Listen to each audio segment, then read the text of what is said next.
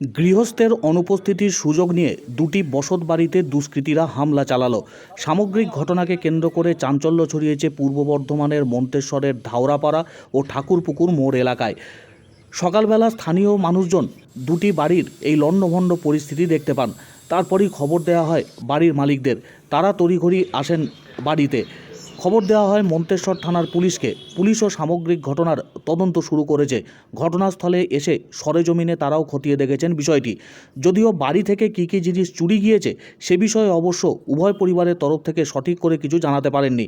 তবে বাড়ির আলমারি ভেঙে, লকার ভেঙে জিনিসপত্র সমস্ত তছনছ করে দেওয়া হয়েছে, লণ্ডভণ্ড করে দেওয়া হয়েছে ঘরের ভিতরে বিভিন্ন আসবাবপত্র। গোটা ঘটনার জেরে আতঙ্ক ছড়িয়েছে এলাকায়। ইতিপূর্বেও এলাকায় চুরির ঘটনা ঘটেছে। আবারও গৃহস্থের অনুপস্থিতির সুযোগ নিয়ে দুটি বাড়িতে দুষ্কৃতীদের এই দৌরাত্ম্য যা নতুন করে চিন্তায় ফেলেছে স্থানীয় এলাকার মানুষজনকে। এলাকার প্রতিবেশীরা এলাকার নিরাপত্তা ব্যবস্থাকে যাতে আরও বেশি আঁটোসাঁটো করা যায় তার জন্য দাবি করেছেন। পুলিশ প্রশাসনের কাছে এলাকার নিরাপত্তা বৃদ্ধি করার দাবি জানিয়েছেন স্থানীয় এলাকার মানুষজন। গৃহস্থের অনুপস্থিতির সুযোগ নিয়ে পূর্ব বর্ধমানের মন্তেশ্বরের ধাওড়াপাড়া এবং ঠাকুরপুকুর মোড় এলাকার দুটি বসত বাড়িতে হামলা চালালো দুষ্কৃতীরা।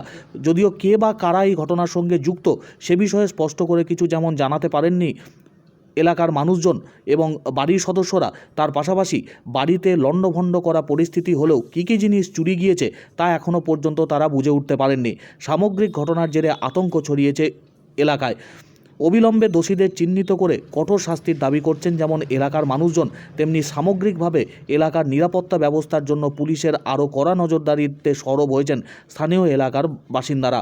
গৃহস্থের অনুপস্থিতির সুযোগ নিয়ে দুটি বাড়িতে দুষ্কৃতীরা দৌরাত্ম্য চালালো পূর্ব বর্ধমানের মন্তেশ্বরের ধাওড়াপাড়া এবং ঠাকুরপুকুর মোড় এলাকায়।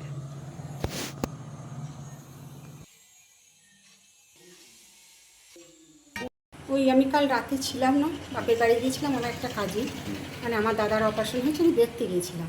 সেই সময় আমার ছাদ দিয়ে কে এসছে আমি জানি না, ছাদের গেট কেটে ছাদের তালা ভেঙে তারপরে ওনারা আমার ঘর সব লণ্ডভণ্ড করে দিয়ে গেছে। এখন সেটা বুঝতে পারছি না, এখন বোঝা যাচ্ছে না। এখন যতক্ষণ না আমি সব কিছু হাত দিচ্ছি আমি কিছু বুঝতে পারছি না, কারণ পুলিশ না আসা পর্যন্ত আমি কোনো জিনিসই তো হাত দিতে পারিনি। এবার থানা থেকে পুলিশ এসছেন, ওনারা কি বলে গেছেন, এবার আমি হাত দেবো, গোছাবো, বাগাবো, তাহলে আমি বুঝতে পারবো। এবার সাময়িক কিছু তো যাবি, বাড়িতে যখন চুরি হয়েছে কিছু একটু যাবি আমার, গাদা না গেলেও আমার যাবি। বললেন আমরা ব্যবস্থা নিচ্ছি, চিন্তা করতে হবে না, আপনার কি গেছে না গেছে আমাদেরকে একটু পরে হলেও জানাবেন। এটাই এখন ওনারা একটুকুই বলে গেছেন, আশ্বাস দিয়ে গেছেন, আমরা দেখছি কত। এটা মন্তেশ্বর থানা, আপনার ঠাকুরপুকুর মোড়ের এইখানটা।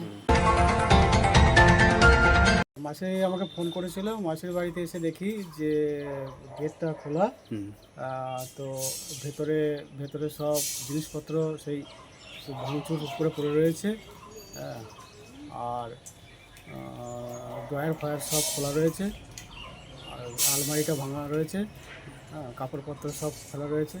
এবার জিনিসপত্র কী আছে না আছে সে তো মাসি ছাড়া বলতে পারবে না। মাসি বাড়িতে ছিল না, মাসি কলকাতায় ডাক্তার দেখাতে গেছে মেয়ের কাছে। এবার মাসির খুব শরীর খারাপ, সেই জন্যই আর কি ডাক্তার। মাসির নাম হচ্ছে চন্দনা রায়, আর মেসো মৃত অনুপ কুমার রায়, ধাওড়াপাড়া, মন্তেশ্বর ধাওড়াপাড়াতে।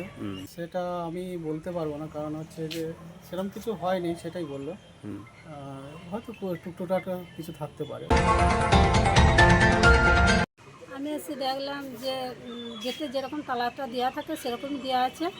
এসে খুলে দেখলাম যে গেটের দুটো তালা ভেঙেছে, ভেঙে ভেতরে ঢুকে ঘর দৌড় আবার নয় ছয় করে দিয়েছে। আমি দেখে ভয়ে আর ভেতরে ঢুকিনি।